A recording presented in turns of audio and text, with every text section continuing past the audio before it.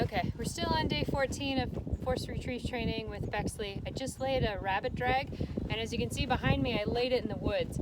This dog has a VJP coming up in about 6 weeks, so it's important as you're laying drags to start laying some in the trees too, to simulate where a rabbit might be, where they need to track during a VJP.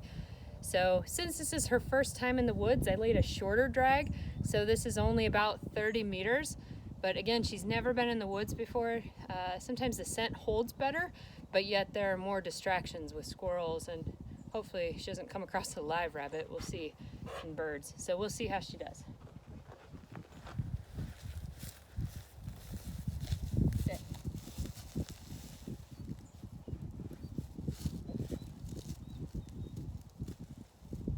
You can see she's already trying to find the scent. It's good.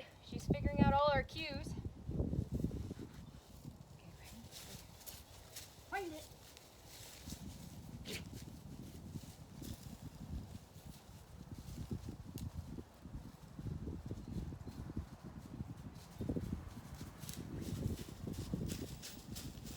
Back.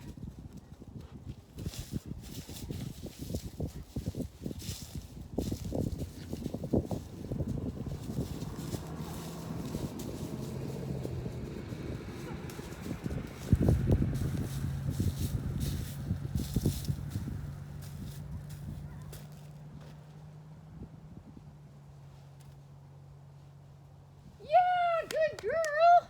Good. That's such a good dog. Such a good girl. Yes. That's my girl. Good job, Beck. Drop. Good girl. Good. All right, you can see she had some trouble getting started there. In just a new environment, and that's why we have to keep introducing them to different places. So she obviously was being methodical and using her nose, but rather than just taking the track, she was inspecting some other distracting smells as well. It didn't help that her mailman drove by right then as well. But once she got going with it, and I just had to take a few steps with her to encourage her to take it, then she had no problem staying on the track. And then, I don't know if you could see it in the camera, but she immediately picked up the rabbit as soon as she found it and then brought it back. So that was a really nice start to retrieving in the woods. Stay. So I think this is actually going to be our last video in this series of force fetching Bexley. You know, I think at this point, I'll keep training with her. She's going to spend a few more days with us. Sit. But everything from here on out is just going to be review, where I'll just continue doing some drags in the woods with her. I'll extend the distance. We'll extend the distance on the ladder drill. You know, we'll extend the distance on the double marked retrieve. But really, she's pretty much done with force fetch, and now we just have to review and keep her tuned up. Unfortunately, we can't do any water work this early in the year. It's just inconsistent. There's still some ice on the water, so we're going to have to wait there. But she's got the whole rest of summer to finish that before her HCP. But thank you for watching along with the video series. I think it helps, or I hope that it will help each of you that are interested in training your own dogs, just so you can see all the steps that you need to take.